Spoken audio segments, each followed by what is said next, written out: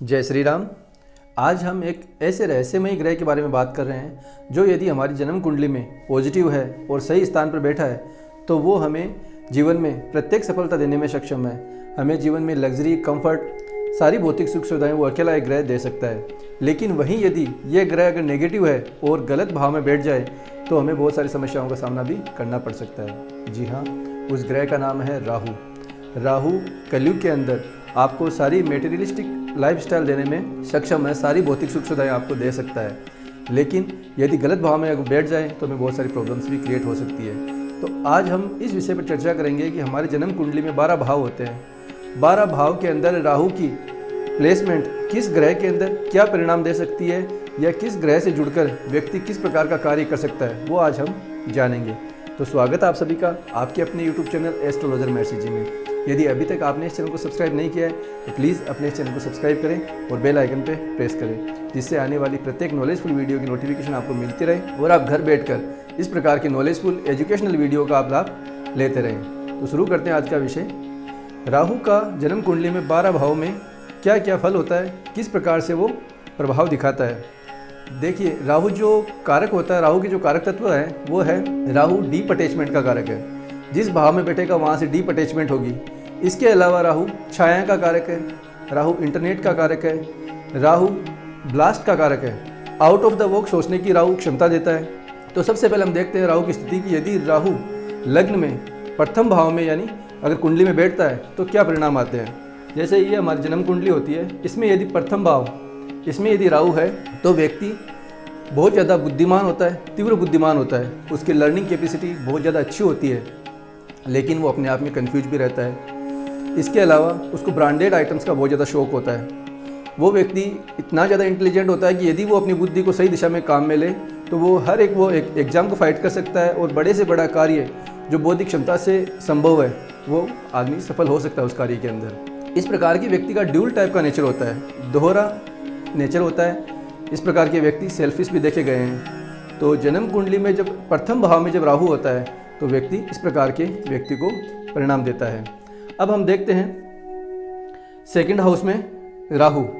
जब राहु जन्म कुंडली के सेकंड हाउस में द्वितीय भाव में होता है तो क्या परिणाम आते हैं। सेकंड हाउस जो होता है हमारे जन्म कुंडली में वो खान पान का होता है, वो कुटुंब का होता है, वो सेविंग का होता है, वो धन का भाव होता है। तो व्यक्ति अपने धन को लेकर, अपने सेविंग को लेकर बहुत ज़्यादा डीप अटैच रहता है, उनसे उनके बारे में बहुत ज़्यादा सोचता रहता है। और राहु इनसिक्योरिटी का भी कारक है, तो कहीं ना कहीं अपनी सेविंग्स को लेकर वो एक असुरक्षा का भाव भी फील करता रहेगा। एक अनजाना डर उसको भी लगा रहेगा, कहीं मेरी सेविंग डेड ना हो जाए या मुझे मेरा धन जो है वो कहीं डाई ना हो जाए, ख़त्म ना हो जाए। इस प्रकार का भय भी उसको बना रहता है। सेकेंड हाउस जो है वो है खान पान का भाव भी होता है। यहाँ से हम खाना पीना भी व्यक्ति का देखते हैं। राहु स्मोक का कारक है, राहु एल्कोहल का भी कारक है। तो इस प्रकार के व्यक्ति एल्कोहल का सेवन भी कर सकते हैं, स्मोक भी कर सकते हैं। इसके अलावा व्यक्ति नशा जरूर करता है। नशा किस प्रकार का भी हो सकता है, वो गुटखे का भी हो सकता है, वो चाय का भी हो सकता है, वो स्मोकिंग का भी हो सकता है, वो एल्कोहल का भी हो सकता है। लेकिन एडिक्शन मोस्टली सेकंड हाउस का राहु जो है वो देता ही देता है व्यक्ति को। अब हम बात करते हैं कि जन्म कुंडली में जब तृतीय हाउस में, थर्ड हाउस में जब राहु होता है तो क्या परिणाम देता है। ये जन्म कुंडली का तीसरा भाव है। इस भाव में यदि राहु बैठ जाए तो क्या होता है। जो जन्म कुंडली का जो तृतीय भाव होता है वहाँ से हम सोशल मीडिया को देखते हैं, वहाँ से हम कम्युनिकेशन को देखते हैं, नेटवर्किंग को देखते हैं, टूर एंड ट्रेवलिंग को हम यहाँ से देखते हैं। तो इस प्रकार का व्यक्ति एक तो टूर एंड ट्रेवल से बहुत ज़्यादा अटैच होगा, उसको बहुत ज़्यादा पसंद होगा ट्रेवलिंग करना। सोशल मीडिया से एक विशेष लगाव उसको रहता है कि दिन भर वो सोशल मीडिया से अटैच रहता है। इस प्रकार के सीन हमें देखने को मिलते हैं। यहाँ से हम देखते हैं कि व्यक्ति नेटवर्क बहुत अच्छा होता है व्यक्ति का, क्योंकि नेटवर्क से उसको डीप अटैचमेंट हो जाता है। राहु एक्सपेंशन का भी कारक है, ब्लास्ट का कारक है। इसके अलावा यदि कोई व्यक्ति तीसरे भाव में राहु लेकर बैठा है और वो इंटरनेट से जुड़ा कोई कार्य करता है तो उसके सफल होने के चांसेस बहुत ज़्यादा बढ़ जाते हैं, क्योंकि राहु स्वयं एक इंटरनेट का कारक है, वो छाया का कारक है, सोशल मीडिया को भी रिप्रेजेंट करता है। सिनेमा से जुड़ा हुआ कार्य भी वो बहुत अच्छा कर सकता है। अब हम देखते हैं जब फोर्थ हाउस में राहु होता है तो किस प्रकार के परिणाम देता है। जन्म कुंडली में ये हमारे फोर्थ हाउस होता है, चतुर्थ भाव। इसमें यदि राहु विराजमान हो जाए तो क्या होता है। जो जन्म कुंडली में फोर्थ हाउस होता है वहाँ से हम मदर को देखते हैं, वहाँ से हम डोमेस्टिक एटमॉस्फेयर को देखते हैं, लग्जरी कंफर्ट इन सब को देखते हैं। तो जिस व्यक्ति की जन्म कुंडली में 4th हाउस में राहु होता है वो व्यक्ति लग्जरी, कंफर्ट इनसे बहुत ज़्यादा अटैच होता है। उसको मतलब वो चीज़ें चाहिए इस प्रकार का उसका सीन देखने को मिलता है। अपनी मदर को लेकर बहुत ज़्यादा वो इनसिक्योरिटी फील करता है कि भाई मेरी माता जी का स्वास्थ्य कहीं ख़राब ना हो जाए, मेरा जो डोमेस्टिक एटमॉस्फेयर है जहाँ मैं रहता हूँ इसमें किसी प्रकार का कोई मतलब नुकसान नहीं होना चाहिए। इस प्रकार का एक इनसिक्योरिटी का भाव उसके अंदर बना रहेगा। यहाँ से हम व्यक्ति की मन की शांति को भी हम देखते हैं।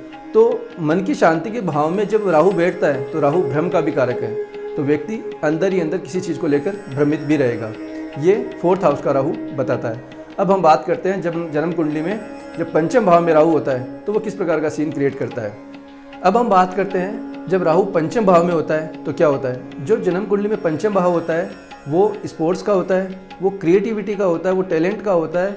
वहाँ से हम संतान को भी हम देखते हैं। इसके अलावा 5th भाव इंजॉयमेंट का भी होता है। तो राहु जब 5th भाव में बैठता है तो व्यक्ति यदि किसी प्रकार का क्रिएटर है तो वो एक्स्ट्रा ऑर्डिनरी क्रिएटर बन सकता है, क्योंकि राहु ब्लास्ट का कारक है।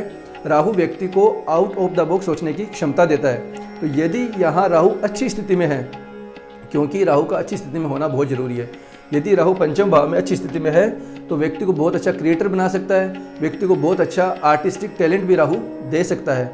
लेकिन यदि यहाँ सूर्य के साथ में युति बन जाए तो एक ग्रहण लगता है जो व्यक्ति के लिए संतान संबंधी परेशानी का कारण भी बन सकता है। मैंने बताया कि राहु डीप अटैचमेंट का कारक है, राहु चीटिंग का भी कारक है। तो यहाँ से 5th भाव से हम इंजॉयमेंट को भी देखते हैं। तो व्यक्ति किसी प्रकार का इंजॉय करता है, वहाँ से उसको परेशानी आ सकती है, क्योंकि राहु प्रॉब्लम क्रिएट करता है, राहु भ्रम क्रिएट करता है। तो 5th भाव का जो राहु होता है उस व्यक्ति को थोड़ा सतर्क रहना चाहिए जब भी वो इंजॉय करे। जब भी यहाँ से हम प्रेम संबंध को भी देखते हैं, तो यहाँ से हम प्रेम संबंध को जब देखते हैं तो वहाँ पे हम चीटिंग की हम बात करें तो राहु चीट का भी कारक है। या तो व्यक्ति स्वयं चीट कर सकता है या उस व्यक्ति के साथ में भी चीटिंग हो सकती है। ये 5th भाव का राहु बताता है। अब हम बात करेंगे जब 6th हाउस में राहु हो तो वो क्या सीन क्रिएट करता है। जब जन्म कुंडली में 6th हाउस में राहु हो, यानी 6ठे भाव में जब राहु होता है तो व्यक्ति को जन्म कुंडली में जो 6th हाउस है वहाँ से हम सर्विस को देखते हैं, षड रिपु को देखते हैं। षड रिपु कौन कौन सी होती है? काम, क्रोध, लोभ, मोह, मद, मत्सर्य, ये षड रिपु बताई गई है। तो इनसे व्यक्ति का अटैचमेंट होता है, इनमें कोई ना गुण व्यक्ति को देखने को मिलते हैं जब 6th हाउस में राहु होता है तो। लेकिन जो व्यक्ति सर्विस में है वो व्यक्ति अपने सर्विस को लेकर बहुत ज़्यादा पैशनेट रहता है, यानी अपनी जो भी प्रायोरिटी है जीवन में वो अपने सर्विस को देता है, सर्विस को लेकर बहुत ज़्यादा अटैच रहता है व्यक्ति। 6th हाउस का जो राहु होता है वो व्यक्ति को शत्रु हंता बनाता है, यानी शत्रुओं पर विजय करने वाला बनाता है। वो शत्रु को किसी भी प्रकार से कन्विंस कर लेगा, शाम, दाम, दंड, भेद, किसी प्रकार के नीति से वो शत्रु को कन्विंस करने का पावर रखता है। ये 6th हाउस का राहु ये रिप्रेजेंट करता है। अब हम बात करते हैं 7th भाव के राहु की। 7th भाव का जो राहु होता है उसकी स्थिति अच्छी नहीं मानी गई है, क्योंकि राहु जो होता है, राहु अनऑर्थोडॉक्सी का भी कारक है, अर्थात परंपरा से हटकर कार्य करना। 7th भाव जो होता है वहाँ से हम विवाह को देखते हैं। तो ऐसा व्यक्ति अपने ट्रेडिशन से, अपने कल्चर से हटकर भी कार्य कर सकता है, विवाह कर सकता है। इसके साथ साथ राहु विदेश का भी कारक है। तो हम यहाँ से एक प्रेडिक्शन ये भी दे सकते हैं कि इसका जो पार्टनर होता है वो विदेश से भी हो सकता है। 7th हाउस विदेश को रिप्रेजेंट करता है और 7th हाउस बिजनेस को भी रिप्रेजेंट करता है। तो यहाँ से एक कैलकुलेशन ये भी निकलती है कि व्यक्ति का जो बिजनेस होता है वो विदेश से जुड़ा हुआ हो सकता है। ये 7th भाव का राहु हमें दर्शाता है। अब हम बात करते हैं 8th भाव के राहु की। जब जन्म कुंडली में राहु 8th भाव में होता है तो व्यक्ति को प्रॉब्लम किस प्रकार से होती है। 8th भाव जो होता है वो ऑलरेडी प्रॉब्लम्स का कारक होता है। यहाँ से हम अनअर्न मनी को देखते हैं, जैसे लॉटरी, सट्टेबाजी। इस प्रकार से व्यक्ति शॉर्टकट में पैसा कमाना चाहता है। तो राहु भ्रम का कारक होता है, तो व्यक्ति की बुद्धि भ्रमित होती है। 8th भाव जो होता है वो एडिक्शन का कारक होता है, तो व्यक्ति जुए में, सट्टेबाजी में व्यक्ति एडिक्ट हो सकता है और इनसे जुड़ी हुई परेशानियां व्यक्ति को भी देखने को मिलती है। ऑल ओवर देखा जाए तो 8th भाव का राहु अच्छा नहीं माना जाता। लेकिन यदि कोई ओकल्ट में है, यानी ज्योतिष से जुड़ा हुआ कोई कार्य कर रहा है, तो उसके लिए राहु अच्छा रहेगा, क्योंकि व्यक्ति आउट ऑफ द बॉक्स सोचने की क्षमता व्यक्ति के अंदर आती है। राहु डीप रिसर्च का भी कारक है, तो यहाँ से हम रिसर्च को देखते हैं तो ओकल्ट के लिए अच्छा है। अदरवाइज देखा जाए तो 8th भाव का राहु अच्छा नहीं माना जाता। अब हम बात करते हैं 9th हाउस की। 9th हाउस का जो राहु होता है वो क्या करता है कि 9th हाउस से हम देखते हैं हमारी जो ट्रेडिशन है, कल्चर है, रिचुअल्स जो हैं वो हम 9th हाउस से देखते हैं। 9th हाउस में जब राहु बैठता है तो व्यक्ति धर्म से हटकर कार्य करने की कोशिश करता है। वो इस प्रकार का कार्य करता है जो हमारे ट्रेडिशन, हमारे कल्चर के विरुद्ध हो। इसके अलावा यदि राहु शुभ स्थिति में है तो ऐसा व्यक्ति बहुत बड़ा आस्तिक भी हो सकता है। जी हाँ, बिल्कुल, क्योंकि राहु जो होता है वो डीप अटैचमेंट का भी कारक होता है। तो यदि राहु यहाँ पॉजिटिव वर्क करता है तो ऐसा व्यक्ति बहुत ज़्यादा धार्मिक भी हो सकता है। अब हम बात करते हैं 10th हाउस के राहु की। 10th हाउस में जो व्यक्ति राहु लेकर बैठा है वो व्यक्ति अपनी मान प्रतिष्ठा, अपनी इमेज को लेकर बहुत ज़्यादा इनसिक्योरिटी फील करेगा। हम ये बोल सकते हैं कि उसको किसी न किसी बात का एक डर फील रहेगा कि मेरी मान प्रतिष्ठा के कहीं आँच ना आ जाए। इस प्रकार का उसके सीन चलता रहता है। वो व्यक्ति अपने इमेज को लेकर, अपने स्टेटस को लेकर बहुत ज़्यादा पजेसिव होता है, पैशनेट होता है, जुनूनी होता है वो, कि मुझे ये सब चीज़ें चाहिए, अच्छी एक इमेज होनी चाहिए, अच्छा एक स्टेटस होना चाहिए।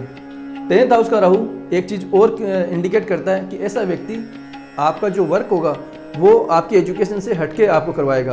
कहने का मतलब ये है कि आपने पढ़ाई करी इंजीनियरिंग की और आप एक बैंक में जॉब कर रहे हो। आपने पढ़ाई करी MBA की और आप एक शोरूम, गारमेंट्स का शोरूम आप काम कर रहे हो।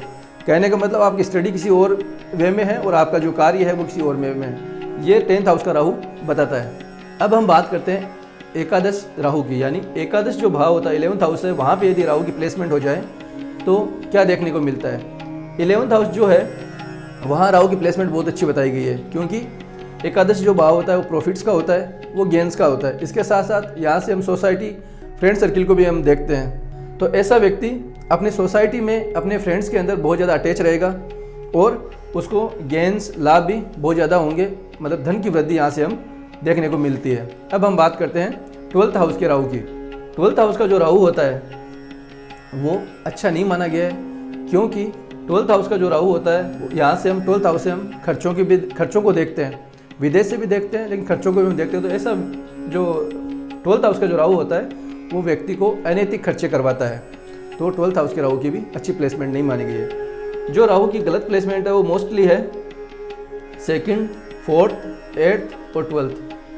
यहाँ अगर राहु की प्लेसमेंट हो तो कहीं ना कहीं वो व्यक्ति को परेशानियों का सामना करवाती है। यदि कोई व्यक्ति विदेश से जुड़ा हुआ कार्य कर रहा है, सोशल मीडिया से जुड़ा हुआ कार्य कर रहा है, सिनेमा से जुड़ा हुआ कार्य कर रहा है, तो राहु क्या करता है कि राहु के कारक तत्व हैं, तो उस प्रकार के व्यक्ति को कहीं ना कहीं इस प्रकार की प्रॉब्लम कम फेस करनी पड़ती है। यदि राहु का पॉजिटिव वर्क किया जाए या राहु को पॉजिटिव वे से काम में लिया जाए तो राहु अकेला एकमात्र ग्रह है जो आपको सारी भौतिक सुख सुविधा देने में समर्थ है। आशा करता हूँ राहु से जुड़ी हुई ये सूक्ष्म जानकारी आपको पसंद आएगी। आप इसे लाइक और शेयर जरूर करेंगे। तो आगे फिर मिलते हैं, तब तक के लिए जय श्री राम।